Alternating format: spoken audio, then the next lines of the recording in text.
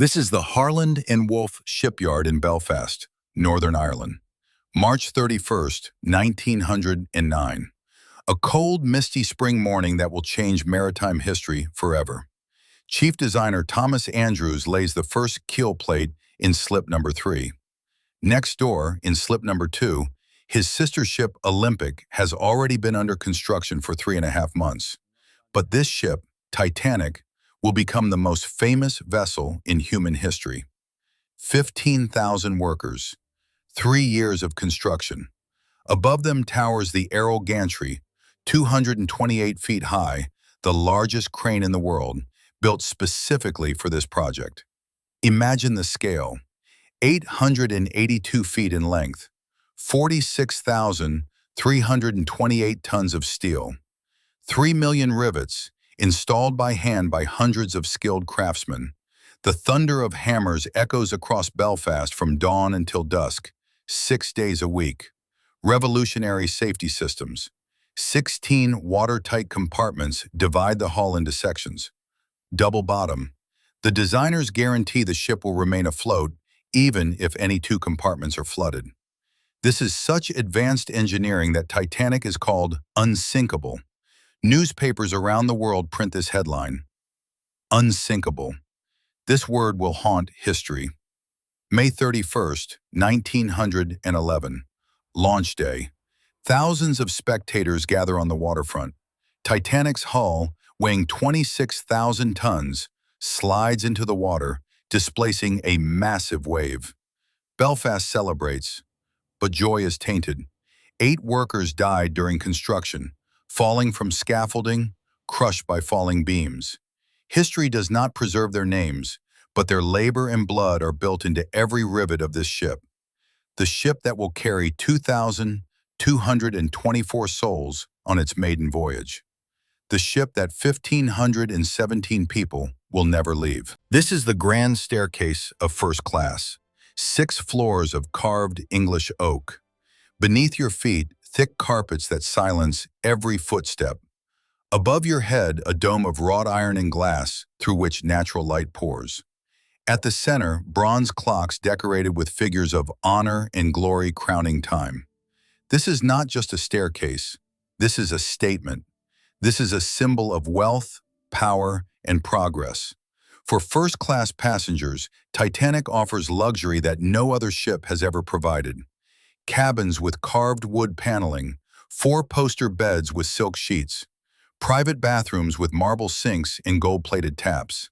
Some suites occupy entire decks with private promenades and sitting rooms. J.P. Morgan, owner of the White Star Line, booked an entire luxury suite but canceled his trip at the last moment. This decision saved his life. On board there is everything: a smoking room with leather armchairs and mahogany panels, a heated swimming pool, the first on a transatlantic liner, a gymnasium with the latest exercise machines, the a la carte restaurant where the menu includes oysters, filet mignon, foie gras. The orchestra plays every evening. First-class passengers pay the equivalent of $100,000 in today's money for a one-way ticket. But descend below to third class and you see a completely different world. Narrow corridors, cabins with 10 bunks, shared toilets, no carpets, no oak, no chandeliers. Here travel emigrants, Irish, Scandinavians, Italians. They are fleeing from poverty, from hunger, from lack of future. Their tickets cost $15 to $40, everything they could save.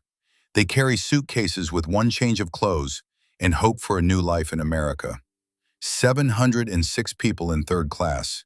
Many of them will never reach shore. This is the White Star Line dock in Southampton, England. April 10th, 1912. A sunny morning. From 9:30 to 11:30, passengers board. The wealthy arrive in carriages and automobiles, with mountains of luggage that porters haul onto the decks. Third-class passengers walk on foot, carrying their suitcases in their hands. Noon. Titanic's whistle roars, drowning out every sound in the port. Ropes are cast off. The ship slowly pulls away from the dock. Crowds wave from shore. On board, 2,224 people, passengers, crew, all of them unaware that for 1,517, this is the last sunrise they will see on land. But almost immediately, a bad omen occurs. As Titanic passes the moored ship New York, the powerful current from her propellers snaps New York's mooring lines. The ship drifts directly toward Titanic. Collision seems inevitable. At the last moment, a tugboat pulls New York aside. The ships pass within a few feet of each other. Passengers nervously laugh. It is just an accident, they say. What could go wrong on an unsinkable ship? In the evening, Titanic arrives in Cherbourg, France. At 6:30 p.m., tenders bring more passengers aboard, including the wealthiest person on board, John Jacob Astor IV, and his young pregnant wife, Madeline. At 8:10 p.m., the ship departs. The next day, April 11th, the last stop is Queenstown, Ireland. Here board the final 120 passengers, most of them Irish emigrants from third class. At 1:30 p.m., Titanic leaves Queenstown and heads into the open ocean. Next stop, New York, or so they think. April 12th and 13th. 2 days on the open sea. Life aboard becomes a dream cruise. First-class passengers stroll the promenade deck, dressed in furs and fine suits. They dine on caviar and champagne. In the evenings, they dance to the orchestra in the Grand Salon. Captain Edward Smith, the highest-paid captain in the world, Commodore of the White Star Line, dines with the wealthiest passengers. This is his final voyage before retirement. In third class, the atmosphere is different, but no less joyful. Families gather in the common rooms. Children play. Young couples dream of their future in America. Fiddlers play Irish and Italian melodies. Here reigns hope. For many, this is the greatest adventure of their lives. But in the radio room, operators receive messages, one after another. Warnings from other ships. Ice ahead. Icebergs in the route area. 6 warnings on April 14th. Most of them never reach the bridge. The radio operators are too busy transmitting personal telegrams for wealthy passengers. Titanic races at full speed, 22.5 knots, straight into an ice field. The ship that was called Unsinkable is sailing toward its doom. The passengers laugh, dance, dine, completely unaware. Children sleep peacefully in their bunks. Lovers whisper on the boat deck under the stars. The orchestra plays. The engines hum steadily. Everything seems perfect. The stars are so bright tonight. Everything seems Not as bright safe. as you. In less than 48 hours, more than 1,500 of these people will be dead, frozen in the black Atlantic waters. But right now they do not know. Right now they believe they are sailing on the safest ship ever built. April 14th, 1912, 11:40 p.m. A moonless night. The sea is absolutely calm, like a glass surface. This is rare in the North Atlantic, and it makes icebergs almost invisible. No waves breaking against the ice, no white foam that could reveal them.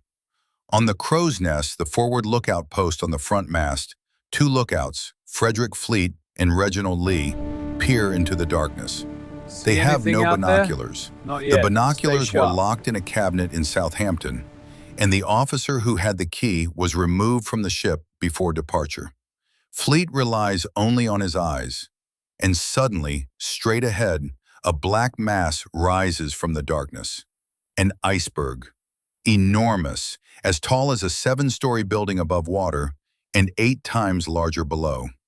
Fleet grabs the bell and strikes it 3 times. The sound echoes through the night. He grabs the telephone. "Iceberg right ahead!" On the bridge, First Officer William Murdoch shouts, "Full astern! Hard a starboard!" Quartermaster Robert Hitchens spins the wheel with all his strength. Titanic begins to turn. Slowly. Too slowly. 46,000 tons of steel cannot turn on a dime. 37 seconds. That is all the time between the moment Fleet saw the ice and the collision. The bow begins to swing clear, but the starboard side strikes the iceberg. A grinding sound, the sound of tearing steel. Chunks of ice fall onto the deck. Passengers come out of their cabins, laughing. Some pick up ice fragments as souvenirs. They feel no danger. The impact was glancing, almost gentle. The ship did not even stop completely. But below the waterline, catastrophe is unfolding. The Iceberg has opened 6 compartments along the starboard side. Not one large gaping hole, but a series of small breaches and separated seams along 300 feet of hull. Water rushes inside, cold Atlantic water, -2 degrees Celsius. The ship is doomed. Captain Smith and designer Thomas Andrews inspect the damage. Andrews makes calculations in his head. His verdict is final. The ship is doomed, Captain. We have an hour, maybe 2, no more. 12:25 a.m. Captain Smith gives the order. Uncover the lifeboats. Prepare for evacuation. But there is a fatal problem. Titanic carries lifeboats for only 1,178 people. On board are 2,224. Even if every lifeboat is filled to capacity, more than 1,000 people will have no place. 12:45 a.m. The first lifeboat, number 7, is lowered into the water. It can hold 65 people. It leaves with only 28. Many passengers refuse to board. They believe the ship is unsinkable. They believe they are safer on the massive ship than in a small boat on the dark ocean.